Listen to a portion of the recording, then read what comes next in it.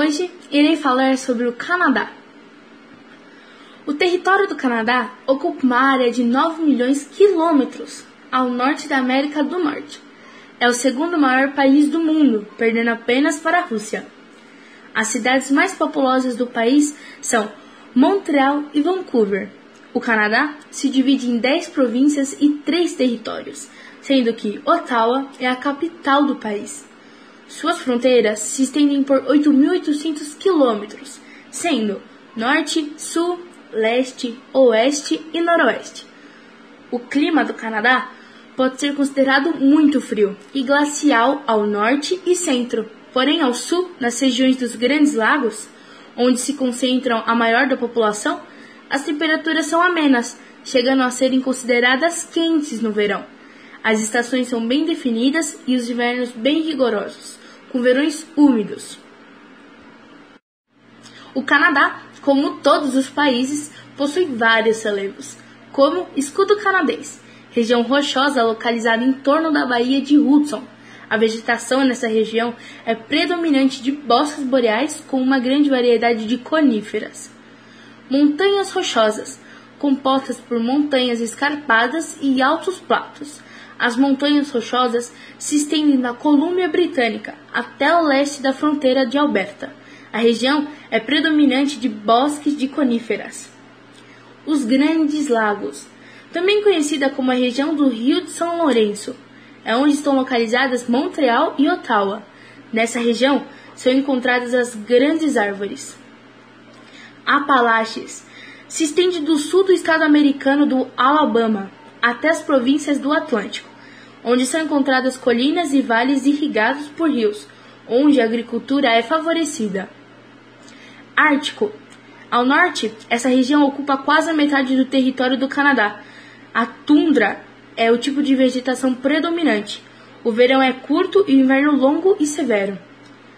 Pradarias, localizadas ao noroeste do país. As pradarias ou planícies canadenses é uma das regiões de maior produção de grãos do mundo, principalmente canola e trigo. Ao norte dessa região encontra-se uma área desértica. Os principais rios do país são Rio Fraser, Columbia, Mackenzie, Coxsackie, Nelson, São Lourenço, Churchill e Sandy. No Canadá, existe uma infinidade de lagos, mais de 2 milhões, sendo os mais importantes Lago Ontário, Lago Superior, Lago Huron e o Lago Erie. Dos animais que compõem a fauna canadense, destacam-se a rena, urso polar, lobo e a raposa polar. As aves migratórias são gansos canadenses, águias, açores e entre outros. As espécies marinhas de água doce são salmão, estrujão e truta, quanto de água salgada é atum gigante, peixe-espada e bacalhau. Mas vamos falar um pouquinho sobre a história do Canadá. Os primeiros habitantes do que hoje conhecemos como Canadá eram os aborígenes, algonquinos, esquimós, iroqueses e seals, entre outros, que provavelmente eram originados da Ásia. Teriam atravessado de um continente ao outro por uma faixa de terra entre a Sibéria e o Alasca, há cerca de 30 mil anos. Os primeiros europeus a pisar em solo canadense foram os vikings. Eles iniciaram uma colonização que produziu uma série de enfrentamentos contra os nativos. Foram obrigados a se retirar em 1010, depois de Cristo, por não conter a resistência dos nativos. O primeiro europeu a reivindicar o território canadense foi o navegador italiano Giovanni Caboto, em 1497, a serviço da coroa britânica. A colonização da região só foi iniciada de fato em 1554 pelos franceses, quando Jacques Cartier desembarcou no Golfo de São Lourenço. A região ficou conhecida como Nova França. Durante o século XVIII, houve vários enfrentamentos armados pelo domínio da terra entre Inglaterra e França, conflitos que originaram uma guerra entre essas duas potências. Esta guerra ocorreu em 1754, no Vale do Rio, até que em 1763 os franceses assinaram o Tratado de Paris e cederam seus territórios aos ingleses. Em 1º de julho de 1867, Canadá Oeste, Canadá Leste, Novo Brunswick e Nova Escócia uniram-se por meio de um documento chamado Ato da América do Norte Britânica. A partir de então, todo esse território seria politicamente reconhecido como domínio do Canadá. Inspirados pelo sistema britânico, os políticos do novo estado optaram por um regime em que um parlamento, composto pela Câmara dos Comuns e do Senado, trataria de assuntos de natureza nacional. Enquanto isso, as províncias teriam autonomia para discutir e elaborar as leis que se restringissem aos assuntos locais. Pouco tempo depois, os canadenses organizaram seu processo de expansão territorial rumo a oeste. Em 1939, o Canadá declara a guerra à Alemanha e apoia a Grã-Bretanha. Somente no século XIX, os canadenses organizaram um gradual processo de emancipação do controle britânico na região. No ano de 1848, a Inglaterra autorizou os canadenses a conduzirem as suas próprias instituições políticas, desde que o assunto da natureza externa permanecesse sob o controle do Império Britânico. Foi somente em 1982, graças à nova lei constitucional, instrumento que permitiu a transferência da autoridade legal da Inglaterra para o Canadá, que o Canadá obteve total independência da coroa britânica.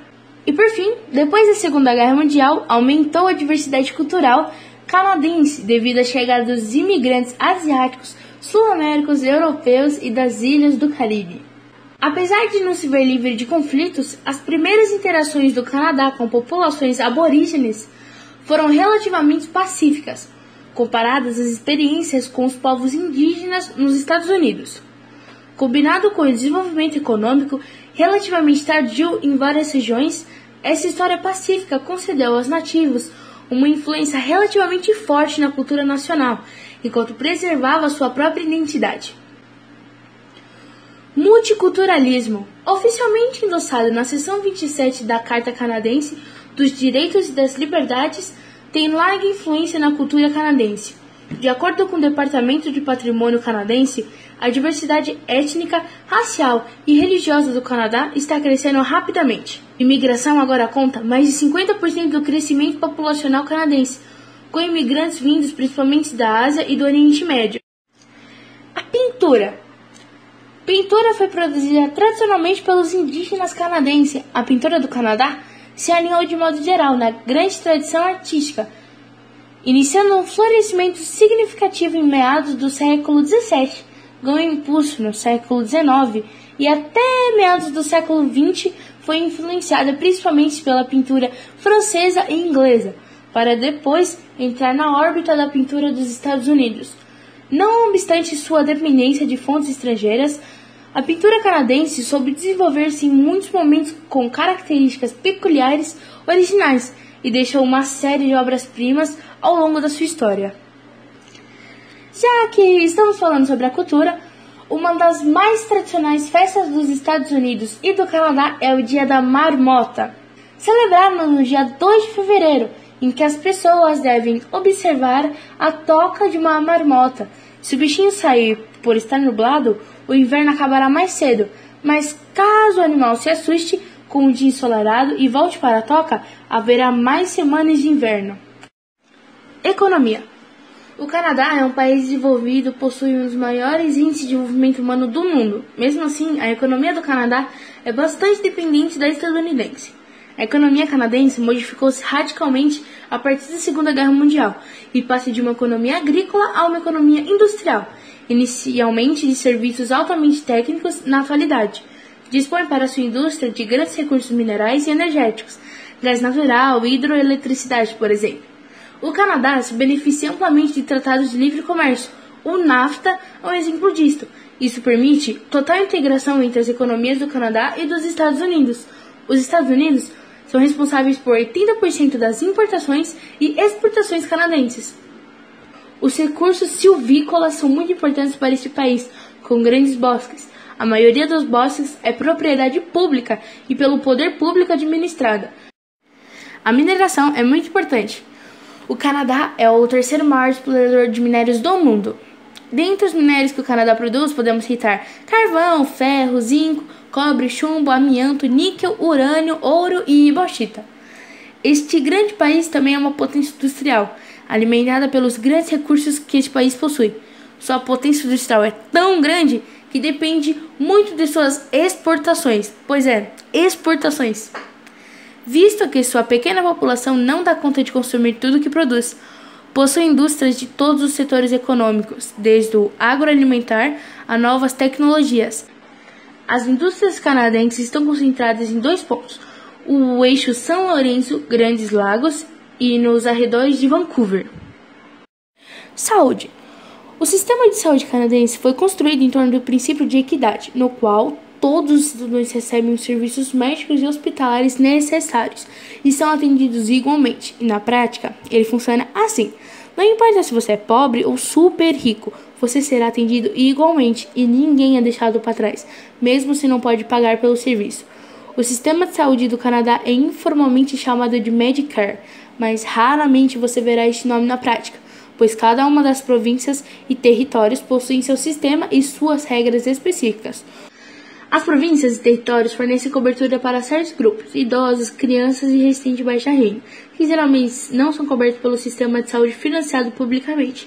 Esses benefícios de saúde suplementares geralmente incluem medicamentos prescritos fora dos hospitais, cuidados dentários, cuidados com a visão, equipamentos médicos e aparelhos como próteses e cadeiras de rodas, e o serviço de outros profissionais, como fisioterapeutas. O nível de cobertura varia de província para província. Aqueles que não se qualificam para esses benefícios complementares sob planos governamentais pagam por esse serviço diretamente ou através de planos de seguro de saúde privados. Os canadenses não podem ser cobrados por nenhum dos serviços que os médicos fazem. Por exemplo, não dá para pagar no atendimento para ter prioridade. Em algumas províncias, os médicos podem cobrar uma pequena taxa ao paciente por consultas perdidas. Educação. O sistema de educação canadense é formado por escolas com financiamento público por escolas privadas, desde o jardim de infância até a universidade. A educação é de responsabilidade da província, conforme a Constituição do Canadá, o que significa que existem diferenças significativas entre os sistemas educacionais de diferentes províncias. Contudo, os padrões são uniformemente elevados em todo o país. Geralmente, as crianças canadenses frequentam o jardim de infância por 1 ou 2 anos, na idade de 4 ou 5 anos, em caráter optativo. Todas as crianças iniciam o primeiro grau com cerca de 6 anos de idade. Normalmente, o ano letivo começa no mês de setembro e vai até o mês de junho do ano seguinte. Curiosidades. E por fim, eu vou falar 2 curiosidades do país. 1. A origem indígena do nome. A palavra Canadá deriva de Kanata, que significa pequena povoação, ou a vila, no idioma indígena. Em 1535, nativos americanos vivendo na região utilizaram a palavra para explicar ao explorador francês Jacques Cartier o caminho para a aldeia, local onde se encontra atualmente a cidade de Quebec. 2. Um poema que virou hino. O hino canadense foi adotado em 1980, originalmente encomendado pelo vice-governador de Quebec para a cerimônia do feriado nacional de Quebec. Calice Alevalé escreveu a música, que foi uma adaptação de um poema patriótico composto pelo poeta Adolphe Basile Routier.